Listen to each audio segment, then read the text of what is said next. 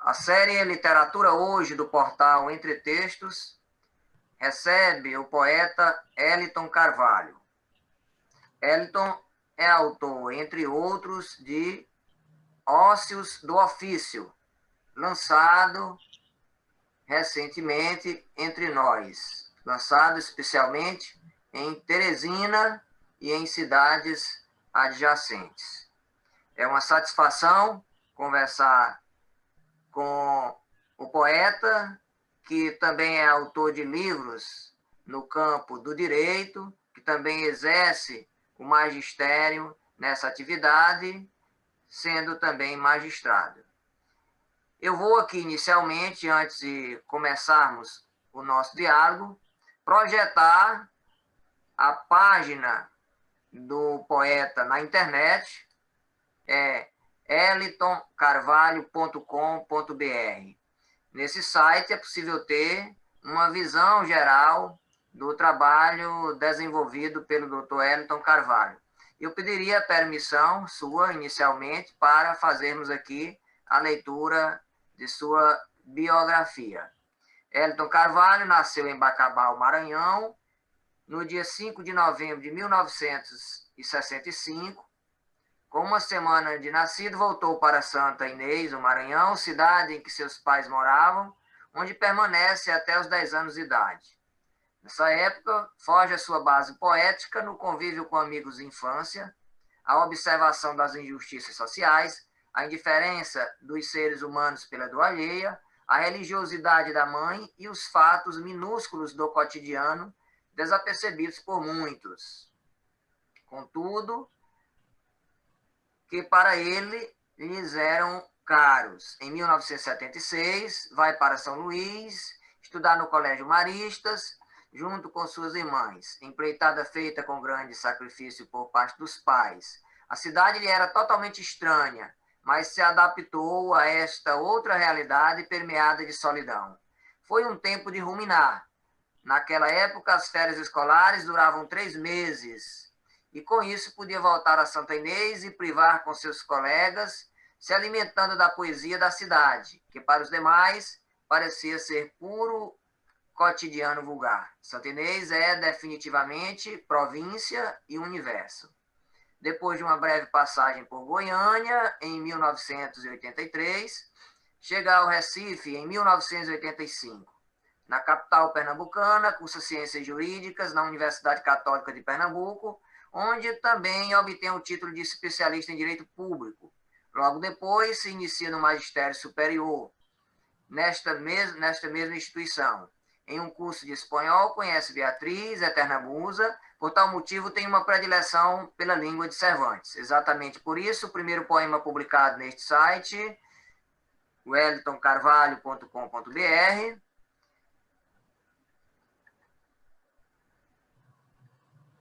tem o título de Enamorado, palavra também existente em língua portuguesa, mas de maior presença no idioma de Federico Garcia Lorca e com a densidade do vocábulo paixão para os falantes do vernáculo de Camões.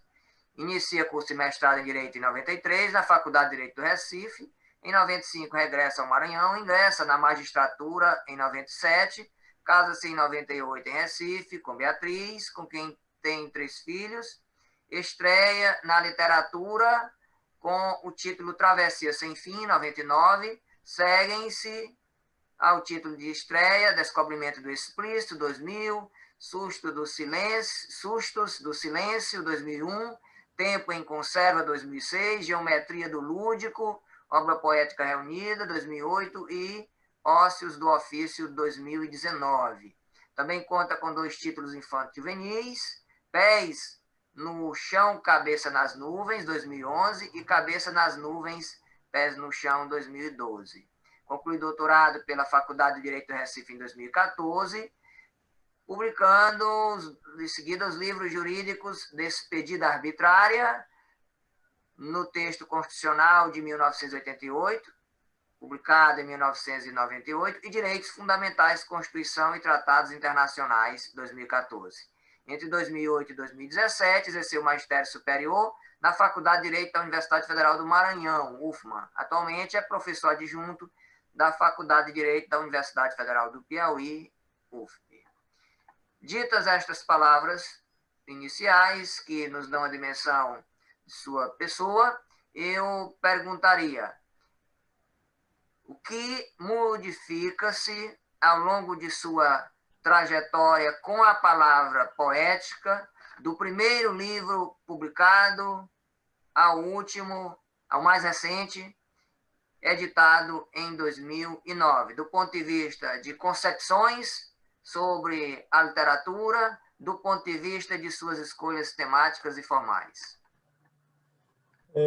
Gilson, inicialmente eu queria agradecer essa oportunidade e, inclusive, já comentei isso com o nosso Elmar Carvalho, dessa iniciativa, dessa iniciativa importante que você tem de alavancar a literatura aqui do Piauí, trazendo os escritores que estão na ativa e livros que estão, digamos assim, um pouco esquecidos, que precisam ser revistos. Enfim, você tem sido aí digamos aí, agitador cultural, na melhor sentido da expressão, né? Um curador da cultura do Piauí, principalmente na área de letras. Eu não poderia, não saberia lhe explicar, né, como é que nasce a palavra como sentido de expressão artística na minha pessoa. Eu acredito que isso vai se maturando ao longo do tempo e a gente vai sentindo uma necessidade, sabe-se lá por quê, de expressar isso que lhe vem e que você precisa expressar, porque realmente é uma necessidade. A literatura é uma necessidade, né? E o fato é que, a mim, particularmente, eu creio que surgiu, como talvez tenha surgido com outras tantas pessoas, o fato da inquietação e de perguntas que você se faz sobre o mundo, o impacto do mundo na sua existência, né? As perguntas que me parece que são naturais aos seres humanos, né? As perguntas de sua origem, do seu propósito, né? da sua natureza transitória, efêmera. Então, tudo isso leva a uma reflexão. E a partir dessas indagações, e também, evidentemente, a partir de leituras, né? E é curioso até um fato em relação à minha pessoa, né? Durante o tempo de escola, nos primeiros anos de escola, lá pelo antigo ginásio, né? Quarto ano de ginásio, etc., eu tinha um pavor, né? Realmente a palavra seria essa, às aulas de interpretação. Eu tinha uma dificuldade enorme de interpretar. Então, eu jamais pensaria que algum dia eu iria trabalhar nesse universo das palavras. Não saberia para onde iria, mas eu pensava naquele momento que eu jamais iria para esse universo das palavras. Mas aí depois eu comecei a tomar um gosto pela leitura, como você leu aí na biografia. O tempo em São Luís, o início de São Luís foi um tempo difícil. Acho que todas as pessoas que saem do interior para a capital do estado, do seu estado, sentem essa dificuldade inicial, e comigo não foi diferente. Então, eu tive esse impacto, essa dificuldade, né, para me adaptar em São Luís, e devido a esta solidão, eu comecei a me refugiar mais em livros, a ler mais livros e livros de ficção, livros que a escola adotava, e outras coisas que eram alheias à escola. Meu pai tinha em casa alguns livros, né, lá em Santa Inês, e eu também comecei a mexer nesses livros. E uma coisa que sempre me chamou muita atenção, particularmente, era digamos, essa falta de enquadramento, né, dos homens, né, dos seres humanos e a vida. Sempre achei isso uma coisa tanto fascinante, a dificuldade de nós vivermos, né, de que maneira nós conseguimos viver, e esses desencontros da vida, essa vida um pouco como tragédia, né? Talvez eu tenha aí um espírito assim meio grego, digamos assim, a visão da vida um pouco trágica, né?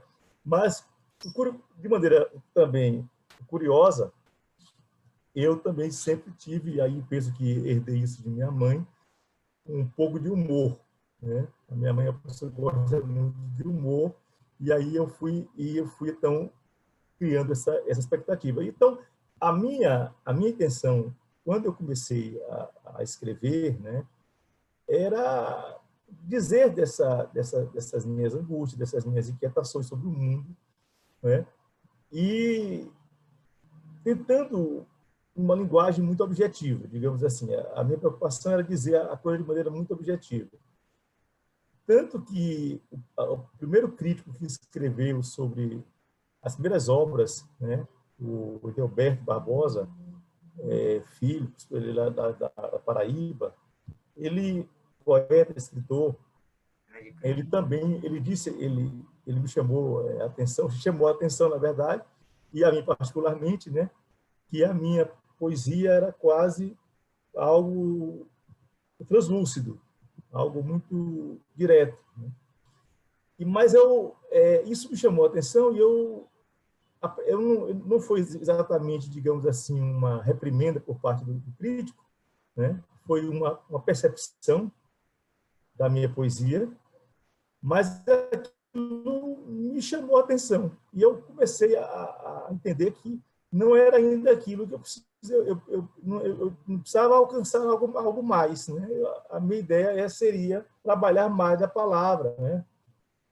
Para que porque a poesia, na realidade, o que é que para mim, pelo menos, cada escritor, cada poeta e cada leitor também tem uma necessidade de perceber a poesia, tem a sua necessidade de perceber a poesia. Para mim, a poesia, ela tem que ter algo metafórico, né? Ela tem que dizer nas entrelinhas, né? Não pode ser algo tão direto. Então, a partir daí, você está me perguntando o que mudou na minha trajetória. Esse ponto eu acho importante frisar. Então, mudou mais isso, e eu inclusive percebo isso muito fortemente no modernismo brasileiro, né?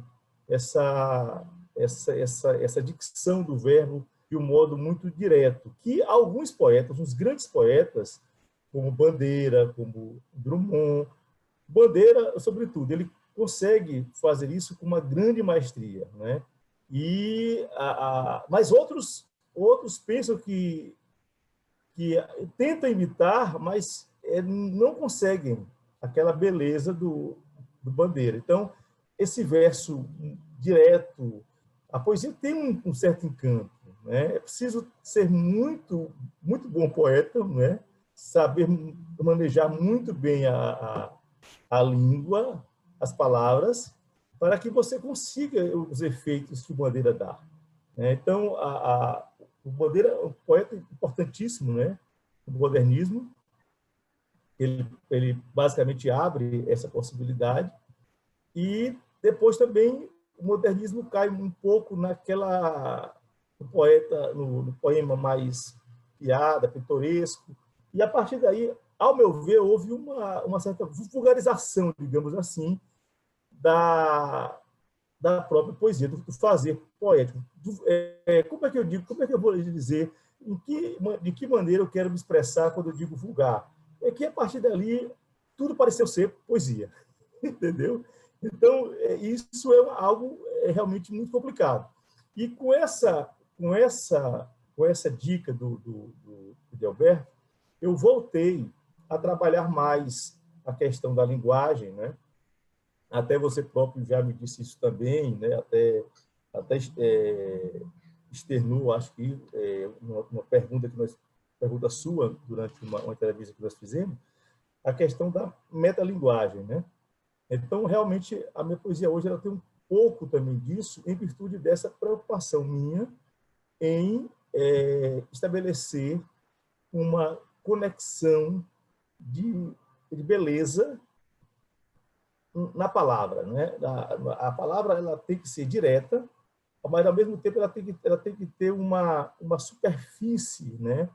De metáfora, de beleza, porque a poesia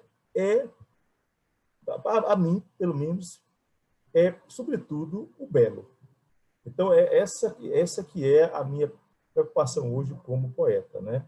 Esse rigor maior com a busca por uma palavra que diga, que toque o leitor, que venha a emocionar, de maneira que ele possa descobrir, naquele dizer, algo que antes ele não conseguia ver apenas com a palavra crua. É uma espécie de um chantilly, né? Digamos assim, da palavra.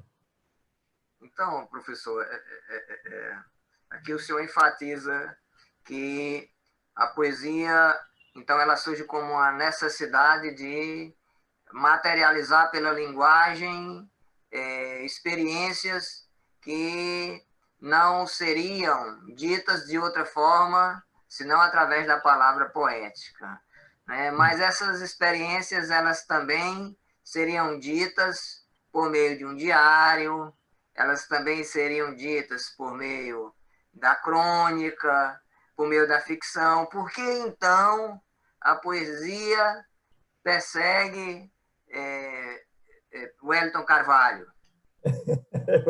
Eu digo sempre isso. Outro dia, alguém estava chegando e comentando. Realmente, a poesia ela é uma missão. Realmente é uma missão. É uma perseguição mesmo. Né? Você não consegue se livrar facilmente da poesia. Quando alguns escritores eles iniciam e depois abandonam, mas é muito difícil.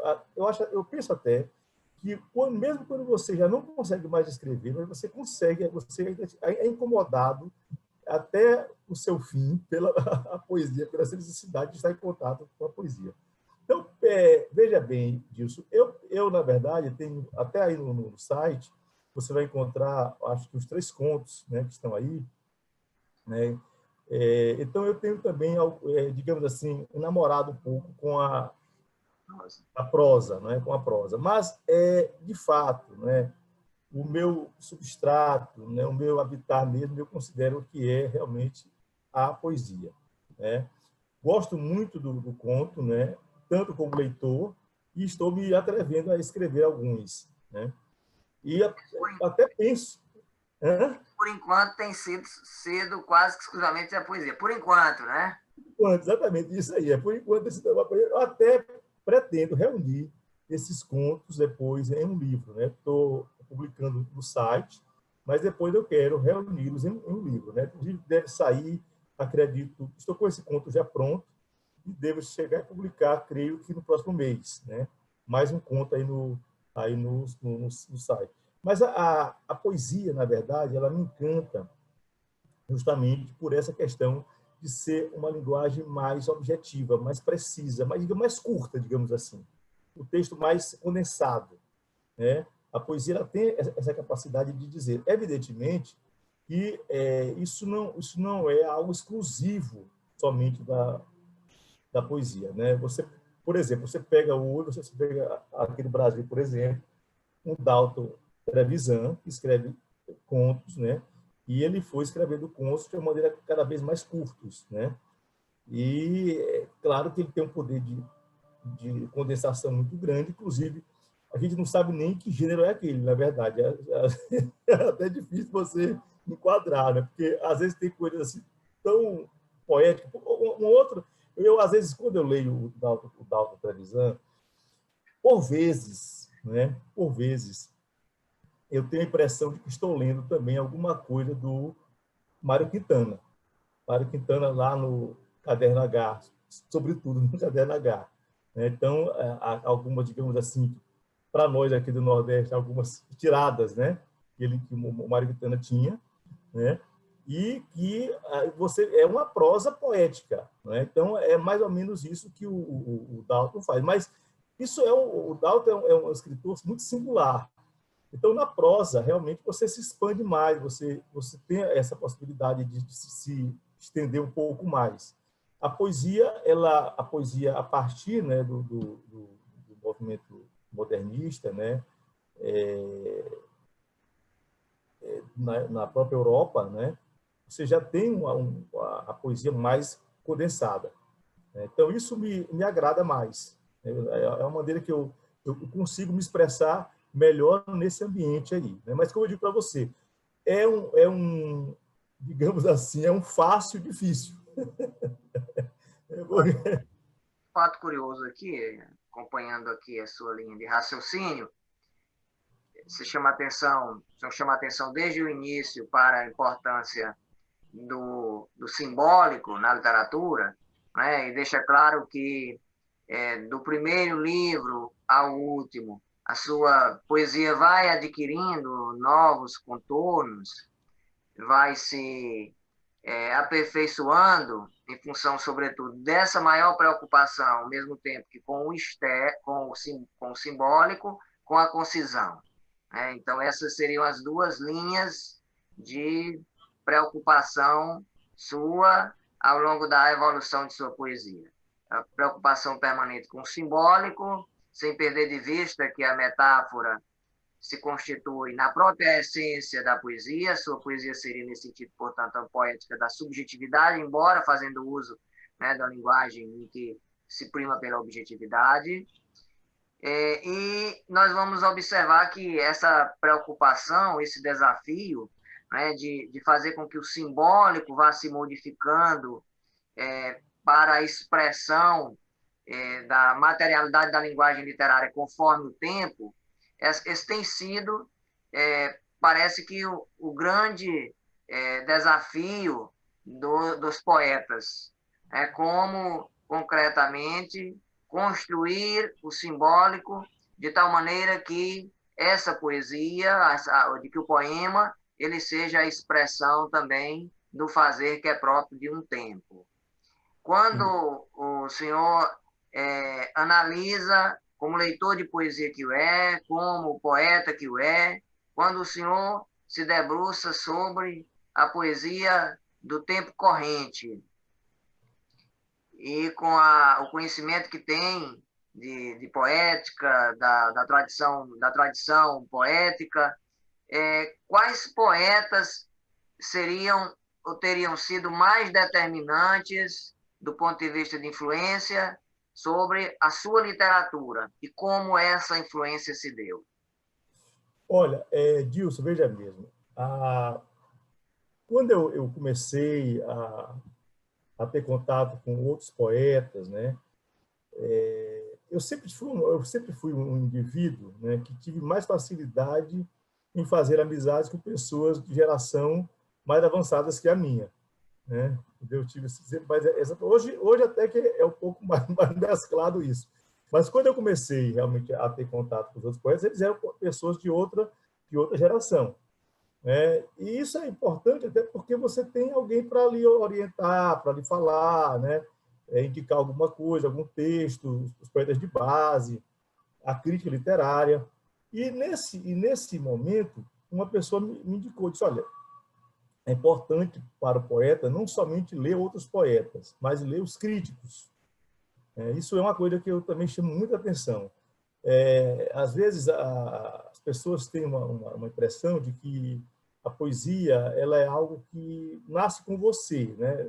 Isso é, até certo ponto, verdadeiro, né? Realmente, a pessoa tem uma inclinação, sabe-se lá por quê, de onde é que vem isso, vamos chamar isso de dom, né? Você nasceu com essa predisposição, digamos assim, você tem essa sensibilidade, né? Então, isso já é o início, né? É a sua base. Mas é preciso você estudar. O Drummond dizia isso, né? Até o poeta tem que se armar. Então, os poetas precisam também ler os críticos. E um crítico que me chegou muito junto de mim e disse algumas coisas que realmente eram importantes, que eu realmente tomei aquilo como verdades poéticas e um caminhar, né, é o Otávio Paz. O Otávio Paz foi um crítico que eu sempre volto a ele, né? Ele também é também poeta e, portanto, ele trabalha, ele fala também, né, da experiência vivida, né? Não só da situação de estudioso de poesia, mas também daquele que produz poesia. E o Otávio Paz, você falando em simbologia, essa frase dele me é muito cara, né? Ele diz que o homem é um animal que a palavra é símbolo que emite símbolos, né? E isso para mim é a chave da poesia, né? Quer dizer, essa derivação de símbolos a partir da própria palavra, né? E a partir dessa concepção aí, eu comecei a trabalhar. E aí, aqui no Brasil, por exemplo, né, o Baudelaire é um poeta que é a base do modernismo, a concepção moderna, uma ruptura, né, uma ruptura entre aspas, né, mas com outro viés da construção poética. E aqui no Brasil, eu gosto muito dos modernistas, gosto muito de alguns românticos também, como Gonçalves Dias, né, que é um grande poeta, o Castro Alves é um grande poeta, inclusive são poetas até que deviam ser mais lidos, né, deviam ser mais lidos, porque são poetas que têm uma formação humanista muito boa, né? E às vezes a gente pensa que a poesia é algo meramente subjetivo, mas essa subjetividade ela tem uma base de conhecimento, ela precisa ter essa base de conhecimento, né? Porque eu tenho uma passagem, eu não me lembro qual o texto do Bandeira, que ele fala que recebeu um livro de poesia de uma pessoa, acho que era até uma menina de 16 anos, né? E aí ele comenta isso, o melhor da poesia dela é porque ela tem 16 anos. Então, isso quer dizer o quê? Quer dizer que é preciso amadurecer, né? E esse amadurecimento ele implica em você perceber a vida e ter um estofo intelectual de leitura, ter uma base boa de leitura. Isso é importante. Eu sinto hoje que a minha geração já padecia dessa lacuna. E essas lacunas elas vêm aumentando ao longo do tempo, né? Quer dizer, as pessoas acham que a poesia é algo meramente espontâneo, né? E não é. Eu acho que realmente essa ideia de você ler os críticos é fundamental. Por quê? Porque o crítico é aquele sujeito, né, que joga a luz sobre o texto. Às vezes você lê um texto, você tem uma compreensão, e o crítico lhe dá uma compreensão que você não teve. Não quer dizer que a dele seja melhor, mas é um enriquecimento. Você começa a perceber coisas que você não via. Isso ocorre até com o próprio texto do autor, né? Eu produzo um texto, quando eu escrevi o texto, eu tinha uma intenção, e você, como leitor, como crítico, ao ler, você percebe uma outra coisa. Eu tenho uma passagem famosa do Drummond. Drummond escreve o poema das Sete Faces, né? Sete Faces, e aí ele lê uma crítica, ele diz, quando eu escrevi, nunca pensei em nada disso. Então, isso ocorre. Mas o que acontece? É por isso que o poema é bom, porque há leituras diferentes do texto. Então, essas leituras diferentes é que vão enriquecendo a literatura. Você perceba, uma obra-prima, né? Vamos dar aqui um exemplo, né? O Cervantes, né? Don Quixote. Don Quixote, por que ele é um livro clássico? Dentre tantos outros livros. Vamos pegar aqui, por exemplo, Don Quixote. Porque é uma leitura que não se esgota, né? Então, a cada vez que, mesmo você lendo, mesmo o leitor lendo aquele livro, cada vez que ele lê aquele livro, ele vai tirar uma mensagem um pouco diferente daquela que ele tinha anteriormente. Então, esse é o livro tesouro, aquele que não se esgota nunca. Você tem sempre uma leitura para fazer. Então, eu penso que os homens de letras eles têm que se comportar com essa preocupação, né? Quando a gente é mais jovem, né, a gente tem uma grande, digamos, agonia, um grande ímpeto de publicar. né? Talvez seja um grande erro, né? de publicar. Porque é preciso primeiro você amadurecer, você realmente rever, você reescrever. Eu digo a você hoje, Dilson, que eu estou numa fase com a literatura, sobretudo com a poesia, muito mais de reescrever do que de escrever. Eu tenho visitado alguns livros meus iniciais, justamente com essa nova visão, e há poemas que eu já superei, que eu acho que não tem por que mantê-los. Até isso é uma discussão que eu tenho com a professora Socorro, a sua colega, né? Porque ela tem uma visão um pouco diferente da minha, e eu estou até num impasse aí com 2 livros com ela para a gente ver o que eu vou fazer com esses livros. Mas eu estou muito mais reescrevendo. Esse próprio livro que você mostrou, ele tem alguns poemas que foram reescritos. Eu estou atualmente também empenhado, dentre outras atividades, em escrever um livro homenageando o Quintana, o Mário Quintana. É um livro realmente em homenagem a ele, no estilo do Caderno H. No estilo do Caderno H. Né? Eu estou escrevendo isso, né? Propositalmente, é uma homenagem que eu faço ao Quintana, porque o Quintana, uma coisa que eu acho sublime na poesia, é porque você tem as mesmas diretrizes, a mesma base, os mesmos anseios, mas cada poeta ele vai dizer de uma dicção diferente, né? Então, tem coisas que só o Quintana consegue dizer. Há coisas que só o João Cabral consegue dizer, né? Inclusive, hoje eu recebi uma mensagem, né, pelo WhatsApp, dando conta de que João Cabral foi eleito agora patrono da poesia pernambucana, né? Então, o João Cabral tem poemas que você lê, você bate o olho, você identifica que aquilo é o estilo dele, João Cabral. Outras coisas que o Drummond tem um modo de dizer muito particular também, e assim vai. Então, essa é a minha ideia com esse livro do Quintana, é homenagear, porque o Quintana, para mim, é um grande poeta. Além de ser um grande poeta, ele também tem uma coisa importantíssima na história nossa brasileira de letras, né? Que é um poeta que forma público. Porque ele... penso que essa formação de público por parte do Quintana se deu justamente a partir dos poemas do Caderno H. Porque são... também, né? Como é? Eles conseguem ter também uma função instrucional e didática, né? Exatamente, né? E ele é para um leitor comum, quase, quer dizer, qualquer pessoa consegue ler e entender. Então, a partir dali, ele começa, existe a chance dele formar público, né? Há poetas que são mais herméticos, então você tem que ter contato com eles depois. Isso também é outra dificuldade. Eu imagino, por exemplo, a angústia de professor de literatura hoje no ensino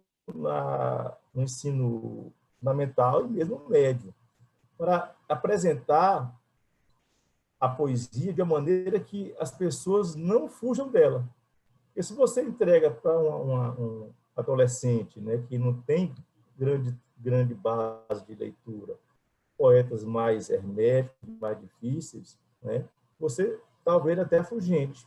Você vê, por exemplo, um poeta extraordinário, um grande poeta, você abre aí o site, inclusive está lá, por coincidência, né, e uma grata coincidência, está lá um poema dedicado ao nosso Mário Faustino, né, que é um gigante, né, um gigante na poesia brasileira. Infelizmente, teve uma passagem muito breve em termos de tempo, né, de vida, mas deixa uma marca indelével na nossa cultura de letras. No entanto, é um poeta que não pode ser lido assim por qualquer adolescente, porque ele é um poeta que requer realmente um conhecimento maior de poesia, de formação humanista, né? Isso é, Dilson, uma grande preocupação que hoje eu tenho. A minha poesia é uma poesia que tenta ser uma poesia mais clara, mais solar, né? Eu tenho essa tradição, como eu falei, do Bandeira. Eu sou mais afiliado a esse pessoal, ao Mário Mota, ao Bandeira, a um certo Drummond, né? Eu tenho mais essa filiação desses poetas aí. Mas eu tenho hoje uma grande... Eu fico muito preocupado com a questão da poesia hoje, porque nós estamos...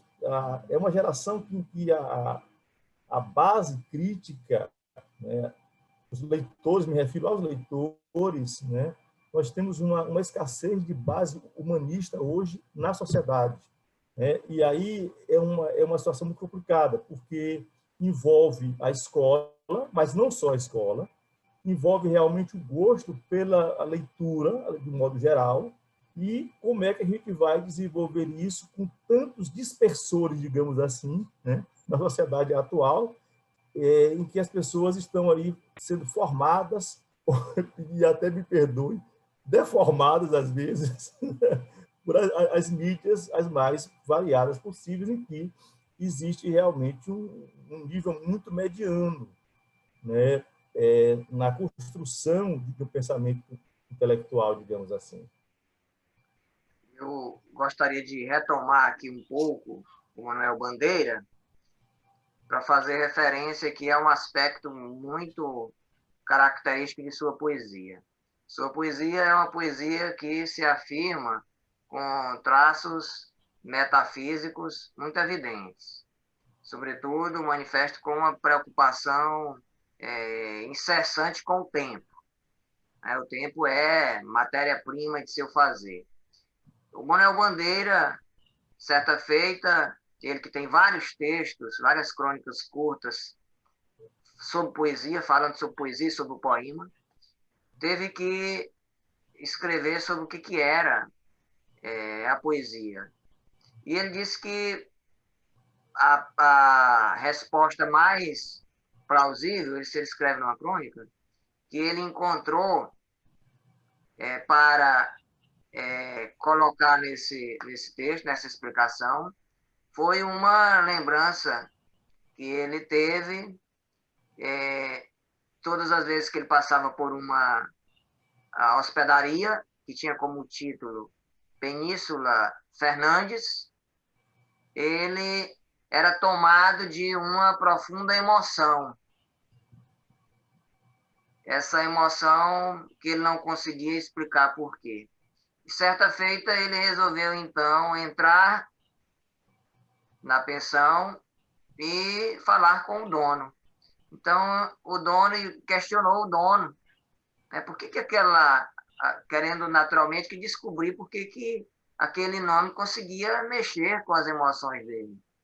E indagando o dono da hospedaria, este o respondeu afirmando que Península é porque era bonito e Fernandes porque era o nome dele. E aí o Bandeira então diz que estava explicado o que era a poesia. Seria, em essência, a capacidade que determinadas combinações sonoro-semânticas têm de despertar em nós sentimentos de estranhamento. Estava ali explicado o que era a poesia. Mas a poesia, estou fazendo essa referência ao Bandeira, que eu considero como o mais completo poeta da língua portuguesa, não em termos de inventividade, porque Bandeira ele começa parnasiano e termina, vai praticar até mesmo poesia concretista, então ele é um poeta que escreve absolutamente sobre todas, à luz de todas as tendências, e é quem melhor consegue, na prática, primeiro, consolidar o modernismo, tanto que a historiografia, uns o classificam como primeira geração, outros como segunda, mas é quem melhor consegue aplicar o ideário moderno. É quem melhor consegue efetivamente aplicar as ideias modernistas que estavam em voga nas primeiras décadas do século XX. Mas há quem acredite que a poesia esteja muito próxima da filosofia. Há quem acredite que a poesia esteja muito próxima da música. E há quem imagine muito mais do que isso. Quais seriam as áreas de conhecimento, sob sua ótica, que estão mais próximas de sua poesia? E eu faço essa pergunta por quê? Porque sua poesia dialoga com essa dimensão metafísica da linguagem? Olha, Tilson, você fez agora um belo resumo aí do Bandeira, né? Eu também penso como você, né? Realmente Bandeira ele tem essa capacidade, ele realmente é o grande modernista brasileiro, né? E um dos grandes poetas por isso, porque ele foi um homem aberto, né? Ele foi aberto realmente às experiências da linguagem, todas elas. Ele participou de todas e ele não ficou refratário, em momento algum. Então é um espírito realmente moderno, mais do que modernista, ele é um moderno. A essência do Bandeira é de uma pessoa moderna, ou seja, está sempre em busca de atualização. Isso, para mim, é o grande legado dele, como pessoa, né, como pensador, né, como poeta. E a obra do Bandeira é permeada de tudo isso. Eu penso, Dilson, que a poesia ela é talvez seja a atividade que consiga, digamos assim, a atividade mais aberta ao diálogo. Em que aspecto? Ela pode tranquilamente se comunicar com a filosofia, ela pode se comunicar com as outras artes, a arte cênica, com o próprio direito, com a psicanálise. Então, é algo muito fluido, a poesia é algo muito fluido. Quer dizer, ela está... Porque às vezes você pega um texto de alguém, de uma área, que não é nem exatamente que não é alguém do âmbito da literatura, no sentido estrito, não é um poeta, não é um homem de ficção, é um texto técnico. Isso acontece, às vezes, muito no direito. Mas a elegância, ou um sociólogo, né, ou um filósofo, você observa ali, né, que aquele texto é um texto poético, ele tem uma emanação poética, né? Então, a poesia, eu penso que ela é muito aberta a isso. No meu caso particular, né, eu penso que a filosofia enriquece muito a poesia, né? E principalmente porque você já adiantou, né? Realmente eu tenho um viés um tanto quanto metafísico, né? A minha poesia tem um pouco dessa marca metafísica, às vezes implícita e muito, muito implícito, né? Então, eu penso que esse diálogo com a filosofia enriquece muito, mas também não só com a filosofia. Por exemplo, com a própria história, né? Com a própria história. A poesia, eu não sei se é Goethe que vai dizer isso, né? Que a poesia ela tem que estar muito entranhada da história, né? Então, o fato é que a poesia ela tem essa possibilidade inteira. Eu penso que a preocupação do poeta, inicialmente e sempre, deve ser com a estética. É porque qualquer tema, qualquer assunto que ele vá permear, ele tem que levar como instrumental essa preocupação estética. Porque quase tudo comporta no poema, na poesia. Quase tudo comporta. Quase tudo, nem tudo, mas quase tudo comporta. Porque, por exemplo, muita gente... esse é um viés que me incomoda muito no modernismo. O poema piada, ou ele é extraordinário, ou ele não vale quase nada. Então, isso é um perigo, né? Eu vou aqui projetar novamente o seu site, nós vamos passear aqui, fazer uma breve apresentação dele, e em seguida passaremos a dialogar com 2 de seus poemas, numa coletânea aqui de 15. Então, me permita aqui projetar novamente aqui o site. Então, este é o site do poeta e professor Elton Carvalho. Então, o que nós vamos encontrar aqui no site? Então, nessa aba, nós temos aqui precisamente os livros publicados,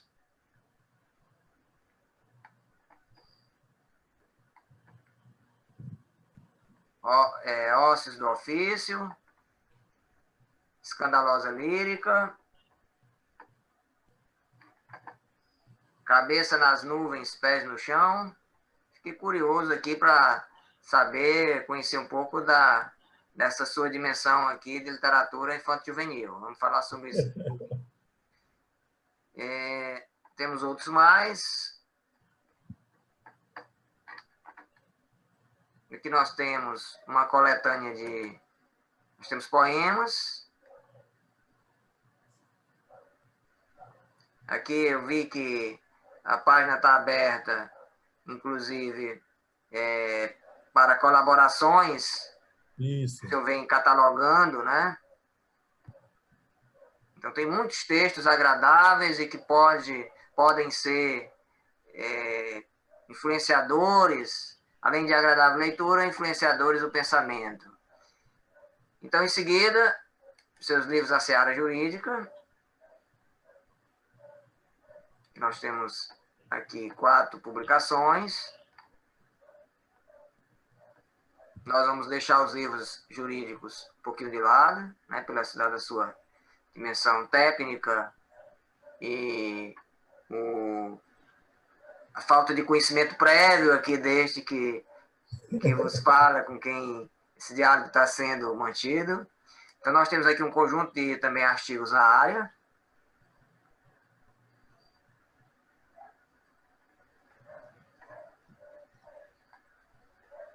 Que revela aqui, já vi outros artigos seus, que não estão aqui, que revela aqui pelos oceanos da internet, que revela a sua preocupação permanente aí, o compromisso com o seu campo de atuação profissional. Então, nós temos aqui, eu queria chamar a atenção aqui, para uma entrevista que nós realizamos recentemente. Quem quiser ler a entrevista, é uma entrevista longa. Elton Carvalho, entrevistado pelo professor escritor Wilson Lages. Essa entrevista é uma entrevista extensa, mas nos dá uma dimensão aí muito exata. É uma entrevista aí de 11 laudas, está aí em PDF. Nos dá uma dimensão muito exata, eu creio, de sua poesia e de sua cosmovisão sobre o fazer literário. Então, vou pedir sua permissão aqui para nós interrompermos o compartilhamento e visitarmos aqui alguns de seus poemas. Eu queria fazer alguma observação sobre o site? Não, disso, eu acho que você está realmente... É isso mesmo que você está mostrando. Inclusive, eu só queria ratificar aí a questão das colaborações, né? Nós estamos aí sempre que... eu tenho feito convites, pessoas têm mandado... Inclusive, agora, segunda-feira, o professor Carlos Evandro, a convite, né? Inclusive, eu acho que você já fez essa publicação dele já no seu site também, né? Sobre o Faustino, né? Estará replicando o artigo, né? Ou justamente, porque é um artigo muito bom, né? Inclusive, ele tem um livro muito bom também, que está para sair agora, né? E, inclusive, até já lhe convidei, estou aguardando, inclusive, a sua participação também aqui conosco, né? Entendeu? Então, assim, eu acho que é uma maneira da gente abrir para outros escritores, até pessoas que... Porque hoje, realmente, a internet ela facilitou esse acesso, é uma porta de entrada, né, para aqueles que estão iniciando. Então, eu resolvi abrir esse espaço também no site, não só para pessoas que já têm livros publicados, mas também pessoas que ainda não têm obras publicadas, mas que têm algum digamos assim... né? Exatamente, que esteja em atividade, né? Claro que a gente passa por um certo critério, né, para poder publicar, evidentemente. E assim se constituem redes e leitores, né? Isso. Os leitores vão se constituindo em rede. Exatamente. Então, eu pediria aqui que você escolhesse 2 dos poemas que estão aqui, que tem uma lista de 15. Eu, particularmente, tenho uma predileção por um poema deste livro, né? Qual o poema, né? Então, nós temos aqui um conjunto de 15 poemas, eu vou passar aqui um a um. eu vou pedir que o senhor escolha inicialmente um desses poemas para fazer a leitura. Eu estou aqui a carta, na verdade, esse é o poema de minha predileção está aqui, porque Pois é, eu não me recordo. Dá, olha aí. Não é esse não, não é esse não. Não é esse não. É esse sim, é esse mesmo, Gilson, é esse aqui. tá? É esse aí, é. Justamente, Então é eu esse aí. vou pedir que nós comecemos por este poema. Tá? Se eu poderia ler, em seguida nós vamos começar. Vamos ler. Pois não. Maçãs. Quando meu pai viajava a São Luís, eu esperava em Santa Inês com as maçãs prometidas. Parecia que meu pai tinha ido ao paraíso não colher o fruto proibido, mas saciar o mais puro desejo infantil. Talvez ele nem se desse conta de tão importante missão. Talvez as comprasse porque eu gostava, e afinal, não custava muito comprá-las. Uma que fosse já bastava, e o menino não ficaria com os olhos tristes, aqueles olhos de desejo ardendo em flor. Não era bem a maçã que eu queria. Era antes o sonho que ela continha, era antes o sonho que ela me dava, na sua carnadura vermelha, no seu cintilante delírio de colorir minha vida de menino do interior, que nem conhecia a capital do meu estado. O que eu de fato queria da maçã era a poesia que o mundo me negava. Muito bem, aí nós temos um poema, né, que a maçã aparece aí como sendo poesia, né? Olhar para a maçã e enxergar nela a poesia, com todo o seu desconhecido, com todo o seu mistério, com todo o seu encantamento. Né? E aí você escolhe exatamente uma fruta que é extremamente simbólica, né, em muitos sentidos, né? Tanto tem uma simbologia aí que está relacionada ao campo do erótico, mas tem uma simbologia que está relacionada também aos sabores, né? Eu digo aos Uhum. sabores, porque tradicionalmente essa fruta é considerada como uma fruta nobre, né? Isso. Então a poesia também, né, tem essa dimensão de nobreza, de grandeza, né, de superioridade, né? E aqui me chama a atenção particularmente nesse poema, é um poema essencialmente prosaico, né, numa linguagem muito simples, fazer poesia é, constituindo-se, fundamentando-se, né, no prosaico é uma tarefa desafiadora, né? Não é uma tarefa das mais simples, é mais fácil sustentá-la numa sequência descritiva e até numa sequência argumentativa do que numa sequência basicamente narrativa. Pelo menos essa é a impressão que eu tenho como leitor de poesia e também como produtor de poemas. E aqui, particularmente, o primeiro chamamento, o primeiro impacto que as palavras trazem sobre nós, particularmente sobre mim, aparece exatamente, a princípio, né, o mais puro desejo infantil, na ideia de pureza associada ao desejo, né, mas aparece, sobretudo, né, com a ideia, os olhos de desejo ardendo em flor. Tá? Aparece essencialmente através dessa construção, né, que expressa aí a intensificação do desejo, né, esse desejo que arde em flor.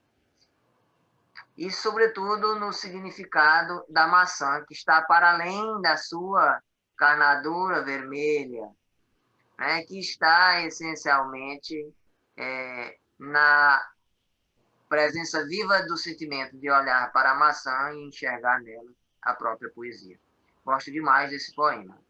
Mas eu vou voltar aqui, vou regressar ou descer na lista de 7 poemas que o senhor me encaminhou. Eu pediria que você escolhesse um outro poema. Olha, Dilson, deixa eu ver aqui. Deixa eu ver aqui, dessa lista que você tem aí, né?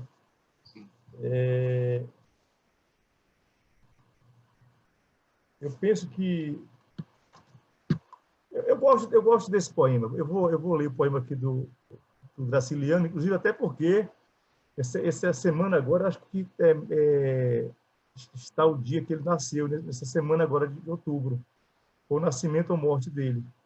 Estava vendo isso, que ele, por esses dias agora, a semana agora que nós estamos encerrando hoje. Então, esse poema eu gosto porque o Graciliano, ele é um escritor com uma certa obsessão pela palavra, né? Ele tem uma frase interessante, ele diz, né? A palavra tem que dizer. Então, a função da palavra é dizer. Ele diz, inclusive, não sei se é verdade, mas diz, inclusive, que ele era fumante, né? E escrevia, quando ele achava a palavra ruim, ele queimava a palavra. Ele não gostava, entendeu? Dada essa obsessão dele. Inclusive, até uma coisa curiosa disso. Quando eu mostrei para um amigo meu, um amigo também escritor,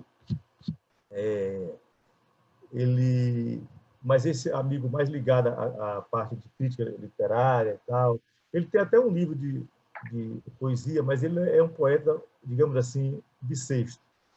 Mas o fato é que, quando eu mostrei para ele os originais desse livro, ele disse, olha, eu vou lhe pedir uma coisa, coloque o texto do Graciliano ao lado do poema que você fez para o Albert Camus.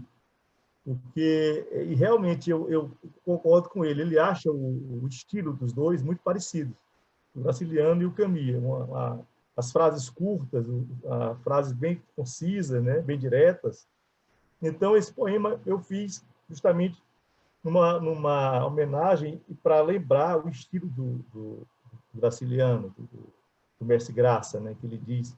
E aí eu digo, a frase curta, exata e plural. Quer dizer, ao mesmo tempo que ela é... Eu vou ler, depois a gente comenta um pouco. A frase curta, exata e plural, toda singular. Nada falta, nem sobra, seco e exato. Caneta, bisturi, corta aqui e ali, perfeita escrita. Escorreita, costura, molda o ser em nu, a alma por inteira. Mandacaru em flor, desesperança seca, lirismo milimétrico. O texto desnudo de todo adereço, silêncio e grito. Então, é uma busca pela palavra, pela essência da palavra, né? A palavra tem que dizer realmente com precisão, né? É uma busca quase, digamos assim, uma busca mesmo obsessiva, né? Pela objetividade, pela precisão. O que você vai ter também, né? Seria também um poema, poderia até ter um outro poeta agraciado, que seria João Cabral, né?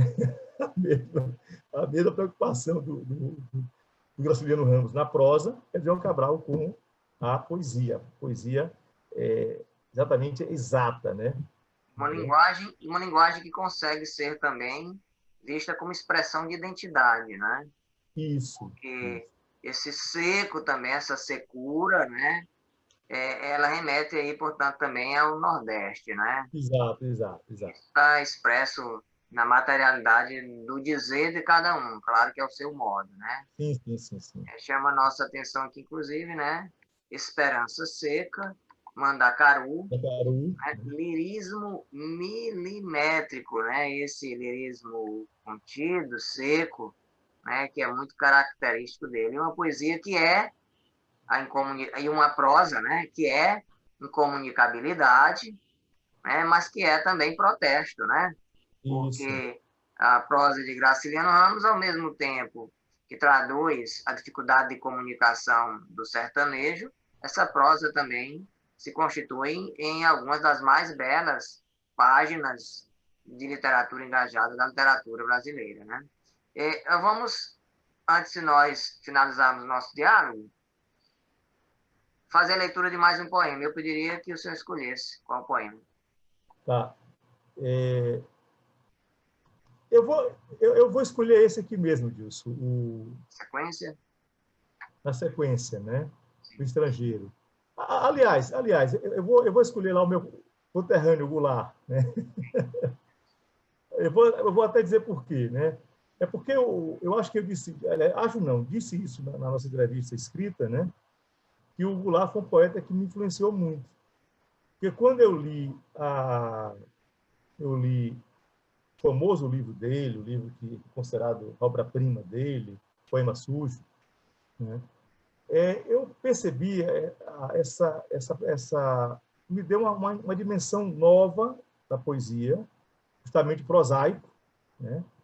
Prosaico na poesia, como você disse, não é fácil você fazer a poema prosaico, ele é muito complicado. Eu digo sempre o seguinte, Wilson, há temas mais difíceis. Eu considero, pelo menos para mim, alguns temas são bem difíceis, né? São mais difíceis. A poesia social, a poesia religiosa, né? Que também é uma poesia difícil, que você anda numa navalha, no fio de uma navalha. Qualquer escorregão você perde a você perde o ritmo e você perde esse equilíbrio dessas poesias.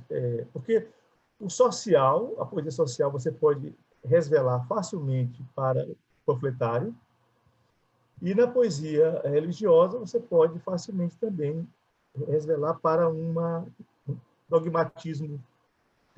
E não é essa a função da poesia, ao meu ver, pelo menos. Então, o Goulart, eu fiz essa homenagem a ele, justamente por ser um poeta que realmente tenta transfigurar a linguagem.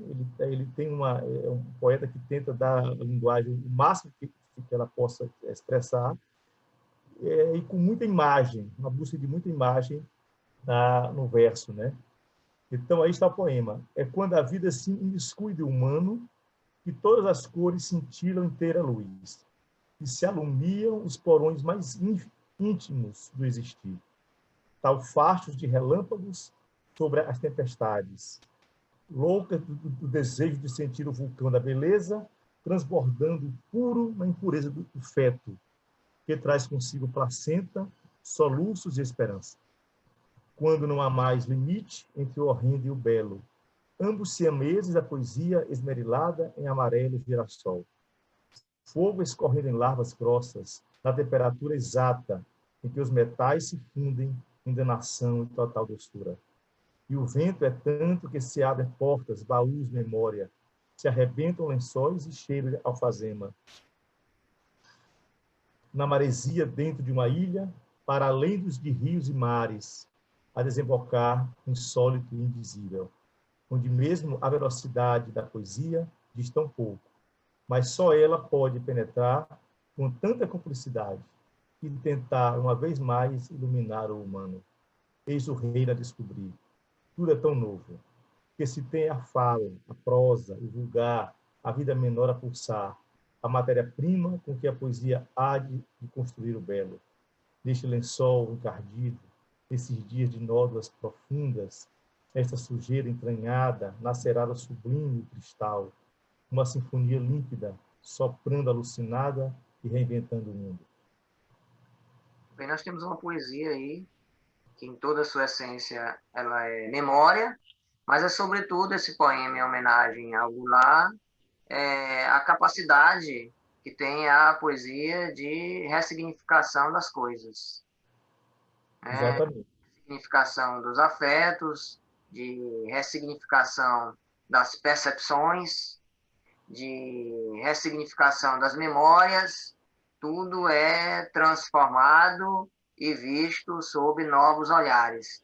E aqui nos chama a atenção várias construções suas nesse poema, todas as cores cintilam inteira luz. Que esse verso inicial, esse segundo verso aí, que é uma espécie de resumo de todo, uma espécie de anunciação de todo o poema em sua natureza paradoxal, porque ao mesmo tempo em que ele é diverso, ele é também o que? Ele é luz única, ele é fragmento e ele é também o todo, né? Ou ele é constituído de fragmentos, mas também de todo, né? Exato. E aí nós temos, né, os porões mais íntimos do existir, aqui lá se vai o inconsciente aqui, sendo focalizado, né, visto aí como um relâmpago, né, um relâmpago sobre tempestades, e naturalmente que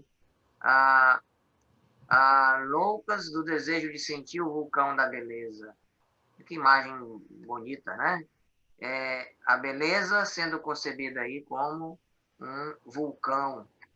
E aí nós vamos encontrar outras imagens, algumas delas associadas, inclusive, à lembrança afetiva, expressa aí em lençóis e cheio de alfazema. E alguém pode fazer associação aí com a figura materna, com os avós, ou com algum tempo muito específico também, né? Enfim, o poema é todo descoberta dos sentidos que são ressignificados, e é exatamente a capacidade que a poesia tem de nos ressignificar as percepções. E aparece aí o Goulart. Por que aparece o Goulart, professor? Veja bem, é justamente por isso, porque o Goulart ele foi um poeta que ele também, né, iniciou como parnasiano, né? Não sei, inclusive, Dilson, esse conto que eu vou publicar no site, ele é um conto que ele remonta um pouco isso, não é a essência do conto, mas durante o conto eu esclareço essa passagem, né, de como chegou no Maranhão o modernismo. O modernismo chega no Maranhão, sabe em que ano? 48. 48 chega no Maranhão, né? Trazido por um poeta, um dos grandes poetas do Maranhão, o Tribuzzi, Bandeira Tribuzzi, autor do hino de São Luís. É um poeta extraordinário, muito infelizmente, pouco conhecido, porque você sabe, né? Infelizmente, nós não temos ainda uma capacidade, digamos, institucional, né, de divulgar a grande poesia que nós temos aqui no Brasil. Tem grandes poetas no Brasil, mas, infelizmente, esses poetas eles são invisíveis por conta da falta de... Embora nós tenhamos hoje a internet, e esse seu trabalho é importantíssimo, né, deve ser seguido, deve ser alimentado, deve ser realmente audido e sustentado mesmo, porque nós precisamos trazer grandes poetas que estão aí, tanto poetas atuais quanto poetas do passado, né? O Maranhão tem um poeta como o Bandeira, o Nauro Machado, o Zé Chagas, que ainda ficaram... O Nauro ainda é um pouco citado, né, na mídia, mas de uma maneira ainda muito, digamos, tímida, né? Mas o fato é que chegou em 48 e o Goulart, né, ele fazia versos parnasianos, né? Então, quando chega o modernismo, quem leva o modernismo para lá é o Tribuzzi, que veio de Portugal, e em 48 leva para lá essa ideia do modernismo. Curiosamente, o Tribuzzi tem um jornal, né? Um jornal não, eles tinham não sei se era jornal, enfim, uma publicação, o Tribuzzi e o Sarney, José Sarney, foi presidente da República, ele tem um jornal de vanguarda, né? E o Goulart e o Burnet têm um jornal, né, justamente conservador, entendeu? E porque para ele, Goulart, a poesia era parnasiana, né? Ele, inclusive, diz uma entrevista, e várias vezes ele disse isso, repetiu várias vezes isso, e ele falava em decassílabos, né? Então, ele tinha tanto hábito de fazer o verso decassílabo que ele já falava até assim. E aí ele vai ler, né? Vai ler sobre a crítica moderna, a poesia moderna. Então, ele dá esse grande salto, e é um poeta que depois ele vai se identificar muito e vai trabalhar mais com o prosaico, né? Ele não foi, ao meu ver, não foi nem a partir do poema sujo, né? Foi no livro anterior dele, né? Deve ser um livro que foi uma ruptura para ele, né? Que é a luta corporal. A partir da luta corporal, que é uma briga dele com a própria linguagem, né? Tentando criar uma outra linguagem, e aí ele realmente descobre o prosaico. e o prosaico permanece depois disso na poesia do Goulart. E com esses signos que você chamou a atenção aí, né, de palavras comuns, né, como lençol, etc., ele vai fazer uma grande poesia. Para nós finalizarmos a nossa conversa, eu pediria que o senhor resumisse a sua poesia em uma imagem. Se nós tivéssemos que buscar aquela imagem mais recorrente em sua poesia, qual, sob sua ótica, seria essa imagem? Qual a palavra mais comum da sua poética? Qual imagem é mais comum em sua poesia? Com essa pergunta, nós fechamos aqui a nossa conversa. Dilson, é difícil dizer, mas eu vou me arriscar. Né? Memória seria a palavra. Acho que a minha poesia é uma poesia de memória, né? É uma reconstrução de tempos. Eu agradeço ao poeta, professor e magistrado Elton Carvalho pelo diálogo, essa oportunidade que nos dá de conhecermos mais a sua poesia e convidamos a todos a que conheçam o site eltoncarvalho.com.br. Muito obrigado. Muito obrigado, Dilson. Forte abraço, viu? Um abraço.